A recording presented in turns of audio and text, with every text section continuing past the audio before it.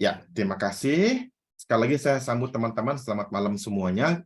Saya berdoa kita semua tetap dalam keadaan yang sehat, di dalam kehidupan kita, dalam pekerjaan kita, Tuhan selalu tolong, Tuhan selalu menyertai setiap kita. Ya, nah hari ini saya akan share screen, Bapak Ibu, saya akan membahas sebuah bagian firman Tuhan.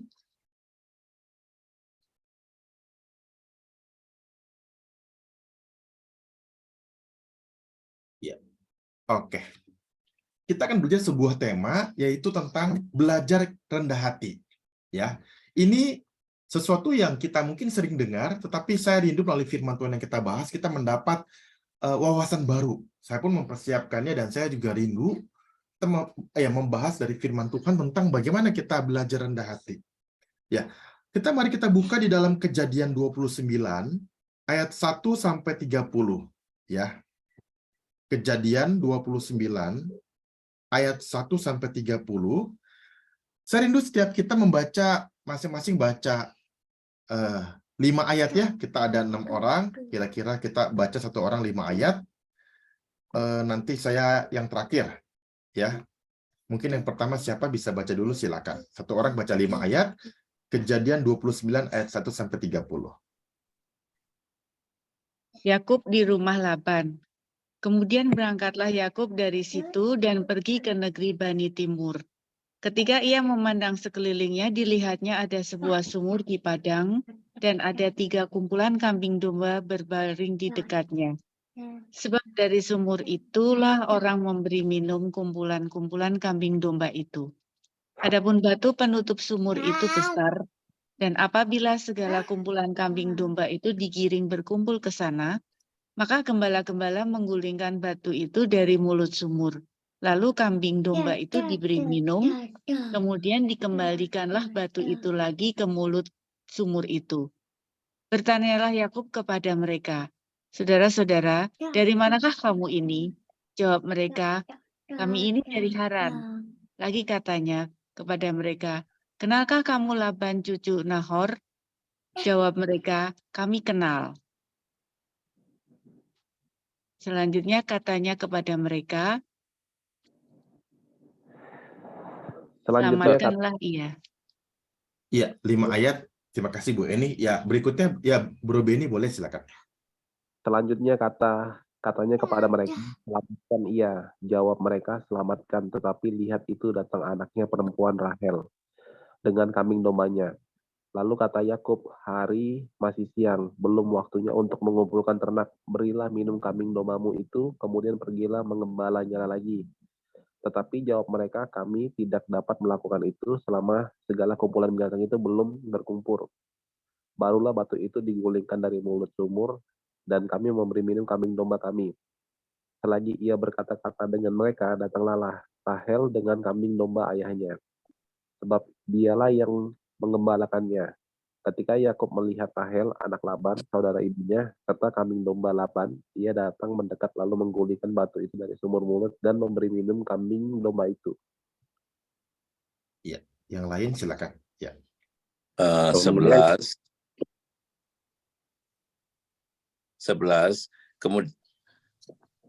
Kemudian Yakub mencium Rahel serta menangis dengan suara keras. Lalu Yakub menceritakan kepada Rahel bahwa ia sanak saudara ayah Rahel dan anak Ribka. Maka berlarilah Rahel menceritakannya kepada ayahnya. Segera sesudah Laban mendengar kabar tentang Yakub, anak saudaranya itu, berlarilah ia menyongsong dia, lalu mendekap dan mencium dia, kemudian membawanya ke rumahnya. Maka Yakub menceritakan segala hal ihwalnya kepada Laban. Kata Laban kepadanya, "Sesungguhnya engkau sedara sedaging dengan aku." Maka tinggallah Yakub padanya genap sebulan lamanya. Kemudian berkatalah Laban kepada Yakub, "Masakan karena engkau adalah sanak saudaraku, engkau bekerja padaku dengan cuma-cuma? Katakanlah kepadaku apa yang patut menjadi upahmu." 16. Laban mempunyai 2 anak perempuan, yang lebih tua namanya Lea dan yang lebih muda namanya Rahel.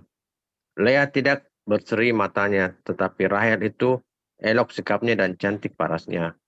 Yakub cinta kepada Rahel. Sebab itu ia berkata, aku mau bekerja padamu 7 tahun lamanya untuk mendapat Rahel, anakmu yang lebih muda itu. Saud Laban, lebih baiklah ia kuberikan kepadamu daripada kepada orang lain. Maka tinggallah padaku. Jadi bekerjalah Yakub 7 tahun lamanya untuk mendapat Rahel itu. Tetapi yang 7 tahun itu dianggapnya seperti beberapa hari saja karena cintanya kepada Rahel. Sesudah itu berkatalah Yakub kepada Laban, berikanlah kepadaku bakal istriku itu, sebab jangka waktuku telah genap, supaya aku akan kawin dengan dia. Lalu Laban mengundang semua orang di tempat itu dan mengadakan perjamuan. Tetapi pada waktu malam, diambilnyalah Lea anaknya, lalu dibawanyalah kepada Yakub. Maka Yakub pun menghampiri dia. Lagi pula Laban memberikan Silpa, budaknya perempuan, kepada Lea, anaknya itu menjadi budaknya. Tetapi pada waktu pagi, tampaklah bahwa itu Lea. Lalu berkatalah Yakub kepada Laban, apakah yang kau perbuat terhadap aku ini? Bukankah untuk mendapatkan Rahel aku bekerja padamu? Mengapa engkau menipu aku? Jawab Laban, tidak biasa orang berbuat demikian di tempat kami ini, mengawinkan adiknya lebih dahulu daripada kakaknya. Genapilah dahulu 7 hari perkawinanmu dengan anakku ini. Kemudian anakku yang lain pun akan diberikan kepadamu sebagai upah, asal engkau bekerja pula padaku 7 tahun lagi. Maka Yakub berbuat demikian, ia menggenapi ke-7 hari perkawinannya dengan Lea, kemudian Laban memberikan kepadanya Rahel, anaknya itu menjadi istrinya. Lagi pula Laban memberikan Bilha, budaknya perempuan, kepada Rahel. Anaknya itu menjadi budaknya. Yakub mengambil Rahel juga, malah ia lebih cinta kepada Rahel daripada kepada Lea. Demikianlah ia bekerja pula pada Laban 7 hari lagi. 7 tahun lagi, maaf. Ya, demikian pembacaan firman Tuhan. Terima kasih Bapak Ibu yang telah membaca firman Tuhan. Ya, kita bersama-sama akan mempelajari firman pada hari ini. Sekali lagi dengan tema belajar rendah hati. Nah, Bapak Ibu yang terkasih, dulu kita mungkin pernah mendengar ini ada sebuah lagu ya yang lucu. Project Pop itu penyanyi yang cukup terkenal di Indonesia. Mereka buat lagu judulnya Bukan Superstar. Ya, lagunya lucu, menarik. Saya juga sering dengar. Mungkin Bapak Ibu pernah mendengar lagu ini. Nah, jadi ini mengisahkan tentang orang-orang biasa yang mengatakan dirinya, aku bukan superstar, bukan bangsawan, bukan priayi. Hanyalah orang yang ingin dicintai, ingin diterima apa adanya. Nah, mereka bahkan mencoba bermimpi menjadi Mulan Jamela, ya, Ariel Peter Pan, Pasha Ungu, Giring Niji, Leto, begitu ya. Lucu, mereka orang-orang ini ikut-ikutin dari penyanyi-penyanyi terkenal di Indonesia. Nah, lagu ini mengingatkan kepada kita bahwa manusia cenderung ingin berkuasa, ingin terkenal, ingin sombong, ingin merasa hebat, ya. Maka seorang filsuf dari Denmark bernama Søren Abe Kierkegaard, ya, pada abad 19 mengatakan bahwa selaras dengan pernyataan daripada Jean-Paul Sartre, ya, filsuf Prancis abad 20, bahwa jika tidak ada Allah maka segala sesuatu diperbolehkan. Ya, maksudnya ya, Sartre dengan Søren Abe Kierkegaard itu mereka mengatakan mengenai filsafat eksistensialisme, bahwa manusia itu yang dilempar ke dalam dunia, senang atau tidak senang dia ingin berjuang bagi dirinya sendiri. Dia menggarap nilai-nilainya sendiri. Ini tidak dapat dihindarkan untuk membuat pilihan. Tidak membuat pilihan juga adalah pilihan. Nah, jadi mereka ingin eksis, ingin hebat, ingin terkenal. Maka pemikiran Søren Abe Kierkegaard dan Jean-Paul Sartre ini menjadi pemikiran dari Friedrich Nietzsche, ya, seorang ateis yang cukup terkenal juga di kalangan dunia filsafat. Ya, mungkin Pak Charles sudah mulai belajar hal-hal seperti ini di teologi, ya. Nah, jadi inilah manusia yang ingin merasa diri hebat, ingin merasa diri kuat, mampu melakukan segala-galanya. Apalagi kalau ada orang yang secara ekonomi baik atau lebih daripada baik, ya katakanlah dia kaya atau dia punya uang, punya kedudukan, punya karyawan dan seterusnya, dia ingin dianggap hebat dan seterusnya. Nah, kembali kita kepada Alkitab yang kita baca, kisah Yakub di rumah Laban. Ya. Jadi Yakub ini dia pergi ke tempat yang jauh ya. Pelariannya 5 km, 5,34 km. Oh, sorry. 5.340 km, tempat yang jauh. Dia pergi karena dia telah menipu saudaranya, Esau, mengambil hak kesulungannya. Jadi dia pergi ke tempat yang jauh. Itu ke rumah Laban. Jadi Laban ini adalah masih keluarga daripada ibunya, putra Betuel, saudara laki-laki Ribka. Nah, kemudian Yakub ini bertemu dengan sepupunya Rahel, dan Yakub menangis karena rindu saudaranya. Kemudian waktu Yakub di rumah Laban, perhatikan apa yang terjadi, ya. Dia bertemu dengan Rahel yang rajin dan tekun. Rahel itu memberi minum, ya, hewan peliharaan daripada Yakub. Nah, kemudian kalau kita melihat kembali cerita ini, akhirnya Yakub ini bertemu dengan anaknya Laban, ya, bernama Lea dan Rahel. Lea, kakaknya, tidak berseri matanya dikatakan oleh Alkitab. Artinya tidak cantik. Tapi Rahel adiknya itu elok sikapnya dan cantik parasnya, ayat 17. Nah, di sini mulailah cerita yang kita baca, bagaimana Yakub ini ingin mendapatkan Rahel sebagai istrinya. Dan dia minta kepada Laban. Yang terjadi adalah bahwa Yakub boleh mendapatkan Rahel kalau dia bekerja 7 tahun pada Laban. Bapak Ibu, kira-kira waktu 7 tahun lama atau tidak? Lumayan ya. 7 tahun bukan waktu yang pendek. Meskipun bukan yang panjang sekali, tapi itu adalah perjuangan. Kalau dipikir-pikir, wah luar biasa ya Yakub ya, mau bekerja sekian lama untuk mendapatkan seorang istri. Ya, inilah yang terjadi. Maka dikatakan pekerjaan lama dan sulit dengan kasih menjadi sebentar dan mudah. Inilah terjadi. Kalau kita baca Alkitab, dikatakan oleh firman Tuhan, pekerjaan bertahun-tahun itu, 7 tahun itu dirasakan seperti beberapa hari saja karena cintanya kepada Rahel. Wah, luar biasa. 7 tahun seperti beberapa hari saja. Ya, ini yang terjadi di dalam kehidupannya. Nah, tetapi setelah 7 tahun itu, yang dikasih itu adalah Lea. Pada waktu zaman Israel itu, cara ditutup dan dibuka pada waktu malam pertama. Setelah acara pernikahan beres, resepsi begitu ya. Mungkin sekarang pemberkatan disebutnya resepsi, baru dibuka, wah ini Lea begitu ya. Nah, Yakub sang penipu yang tertipu. Yakub adalah seorang penipu, dia menipu, mengambil hak kesulungan kakaknya, Esau, dan dia akhirnya tertipu.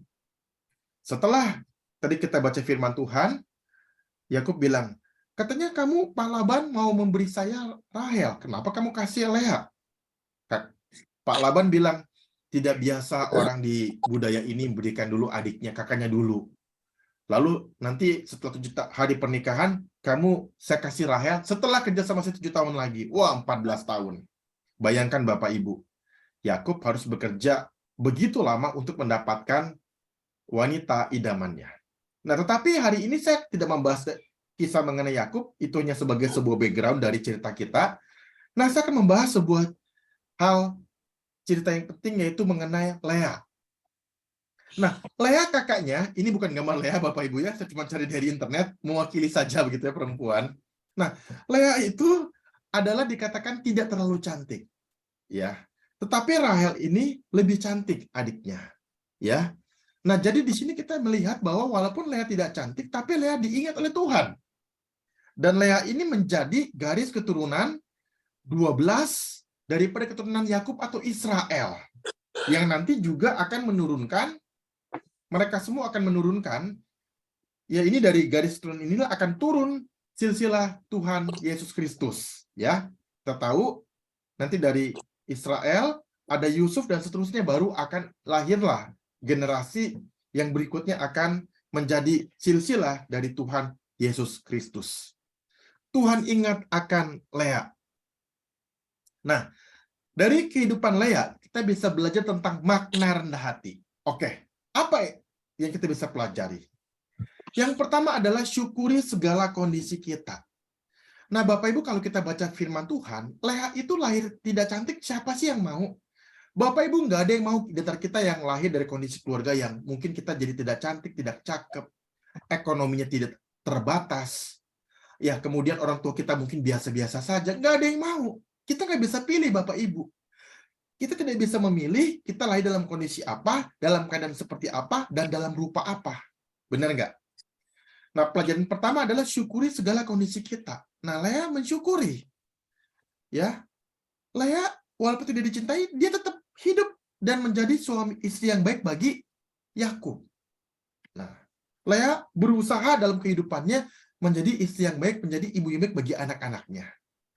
Nah, jadi kalau kita punya kondisi dalam keadaan hidup kita, mungkin dalam kondisi pandemi, ekonomi sedang sulit, mungkin anak kita pernah sakit, mungkin kita keluarga kurang harmonis, ya kita syukuri saja dan kita terus berjuang minta sama Tuhan untuk masa depan yang lebih baik. Ya, kadang-kadang Bapak Ibu, kita bisa berpikir, kenapa sih kondisi ekonomi sulit? Kenapa pekerjaan saya sekarang kurang begitu enak? Kenapa anak saya ada masalah? Kenapa keluarga saya ada kesulitan? Dan seterusnya. Kita bisa ngomong sama Tuhan, kita bisa doa sama Tuhan, Tuhan kenapa begini, begitu, begini, begitu. Tanpa ada habisnya.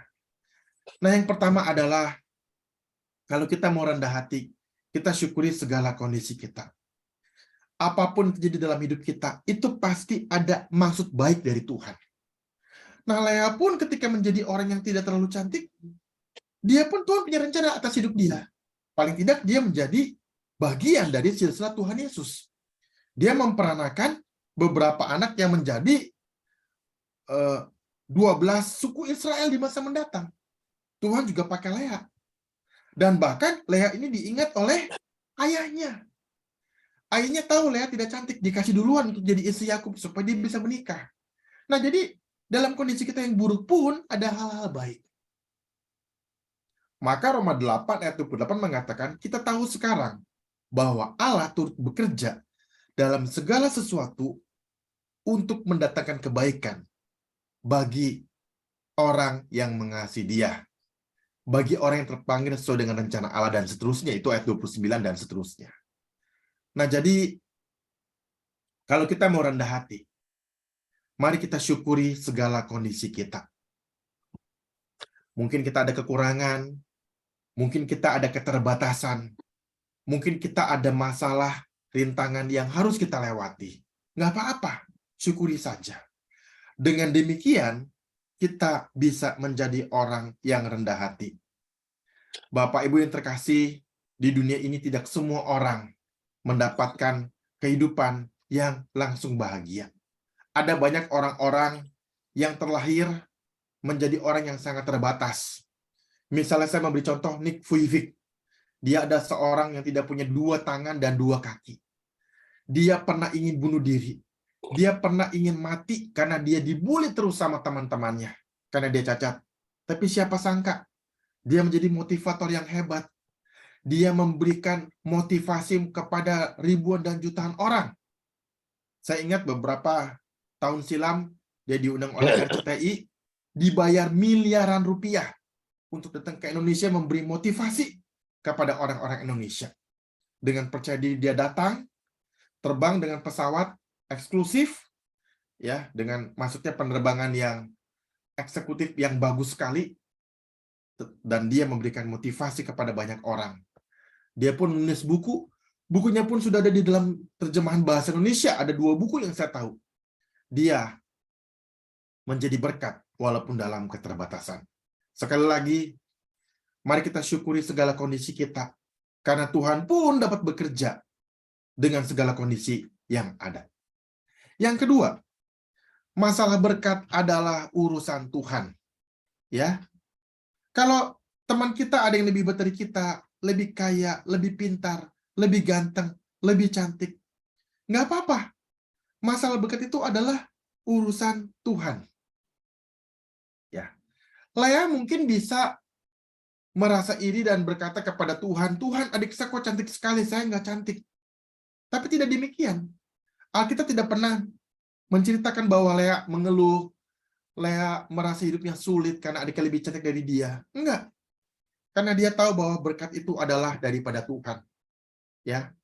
Kalau kita baca cerita kehidupan daripada pernikahan daripada Yakub, Lea dan Rahel, kita bisa mendapat sebuah cerita waktu itu, ya, Lea punya anak itu dapat buah dudaim, dan kemudian Rahel minta buah itu. Lalu Lea bilang, saya kasih buah ini asal kamu izinkan Yakub malam ini bersama dengan saya tidur bersama-sama. Akhirnya dikasih. Nah, jadi Lea ini walaupun dia terbatas, tapi dia pintar. Dia bisa mengelola emosi dia. Dia bisa menerima kehidupan dia. Dan dia tahu ada berkat pun yang dia dapatkan daripada Tuhan. Itu kisah yang saya ceritakan. Kisah berikutnya mengenai Lea, kita tahu bahwa ketika Tuhan tahu Lea tidak dikasih atau kurang dikasih oleh Yakub, tapi Rahel dikasihi, Tuhan membuka kandungan Lea. Awalnya kandungan Rahel ditutup oleh Tuhan. Ya, benar nggak? Benar kan? Kita baca ceritanya dari Alkitab. Jadi Lea walaupun tidak cantik, tapi dia bisa punya anak. Tapi Rahel yang cantik tidak bisa punya anak di awalnya. Memang pada akhirnya Rahel pun punya anak. Yusuf dan Benyamin. Nah, jadi ada saja berkat Tuhan buat Lea ini. Maka Lea tahu, Lea rendah hati, Lea sabar. Lea tahu masalah berkat adalah urusan Tuhan. Bapak Ibu yang terkasih, saya cerita sedikit. Dulu waktu sekolah teologi di ST Bandung tahun 2003, saya punya teman. Ya, teman saya ini Bapak Ibu, pendeta muda. Dia bisa beberapa alat musik, ya, memainkan dengan fasih. Keyboard, gitar, drum, trompet, ya. Waduh, luar biasa Bapak Ibu. Dia ada dalam komputer, ya, seorang yang bersih, rapi, ya, di kamar dia tuh dia bersih sekali, rapi. Dia punya kerohanian yang baik, suka berpuasa. Dia punya kehidupan yang cukup baik, keuangan yang cukup baik, tinggi, atletis, ya, bisa berbagai macam olahraga, basket, voli, ya, tenis meja, badminton, renang, bisa bawa motor, bisa bawa mobil. Apalagi Bapak Ibu, bisa audiovisual, jago bahasa Inggris, nilainya baik, ganteng. Wah, Bapak Ibu ya. Luar biasa nggak orang ini? Luar biasa. Dulu saya lihat dia, wah ini orang nggak ada kurangnya ya. Segala macam bisa, segala macam hebat. Ya, tapi setiap orang ada berkatnya. Saya pun, Tuhan kasih saya karunia misalnya menulis buku. Saya sudah nulis 14 buku, nulis jurnal, nulis di surat kabar, nulis di buletin gereja. Nah, artinya apa Bapak Ibu? Setiap orang ada berkatnya masing-masing. Setiap orang ada rezekinya masing-masing. Setiap orang Tuhan perhatikan. Sekalipun kita terbatas, tapi ada berkatnya juga masing-masing. Nah, itulah yang Lea lakukan. Lea imani. Lea percayai bahwa berkat itu adalah urusan Tuhan. Jadi walaupun dia tidak cantik, tapi dia kasih anak pertama kalinya di awal pernikahan kepada Yakub. Ya. Sampai Rahel itu iri. Wah, kenapa? Kok Lea kakak saya nggak cantik punya anak, saya nggak bisa punya anak. Sampai dia tuh iri. Ya, Alkitab menceritakan kisah ini. Jadi sekali lagi Bapak Ibu, mari kita hidup rendah hati. Dan kalau kita ada kekurangan, kita tahu bahwa Tuhan punya rencana. Tuhan mau kita nggak sombong, Tuhan mau kita rendah hati, Tuhan juga mau kita menyerahkan segala sesuatunya kepada Tuhan dan bersabar. Jadi, kadang-kadang ada orang yang mungkin kaya, hebat, tapi diberi keterbatasan supaya dia nggak sombong. Atau kalau ada orang yang terbatas sekali, Tuhan kasih dia masukan. Jangan khawatir. Walaupun kamu terbatas, walaupun kamu orang yang ada kekurangan, saya tetap kasih kamu berkat. Nah, jadi inilah pelajaran kedua. Bagaimana kita bisa rendah hati? Kita harus tahu bahwa masalah berkat adalah urusan Tuhan. Yang ketiga, terakhir. Percayalah Tuhan dalam segala kondisi. Nah, ini saya ada gambar ya. Karena ada pertanyaan yang yang tidak dapat dijawab oleh Google, maka baru ada Tuhan. Nah, begitu ya. Ya, inilah kunci kehidupan yang baik di hadapan Tuhan. Ya. Percaya bahwa kalau kita hidup dengan rendah hati di hadapan Tuhan dan mengerjakan semua tugas yang dipercayakan Tuhan dengan sebaik-baiknya, maka Tuhan akan memberi kepada kita hidup yang berkemenangan. Lea, walaupun tidak cantik, Tuhan berikan anak dan Tuhan hibur hatinya. Dalam hal ini, Lea bersandar dan berserah kepada Tuhan. Percaya kepada Tuhan dalam segala keadaan. Itu adalah sebuah hal yang penting. Sepenting menjadi rendah hati. Jadi, kalau kita punya kehidupan, ya, yang ada dinamikanya, yang ada pasang surutnya, yang ada senang dan susahnya, yang ada pergolakannya, tetaplah percaya kepada Tuhan dalam segala kondisi. Kepercayaan kepada Tuhan inilah yang membuat kita tetap rendah hati. Karena kita tahu bahwa segala sesuatu Tuhan yang atur, Tuhan yang mengelola, Tuhan yang izinkan untuk itu terjadi dalam kehidupan kita.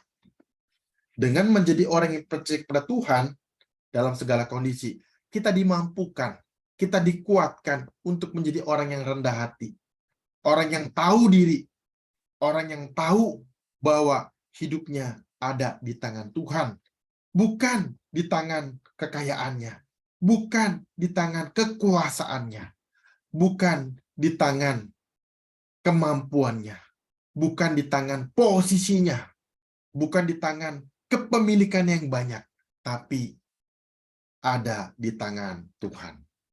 Lea, yang mungkin kita jarang dengar ceritanya, adalah orang yang percaya Tuhan dalam segala kondisi. Maka dalam kekurangannya, dalam keterbatasannya, Lea berserah sama Tuhan.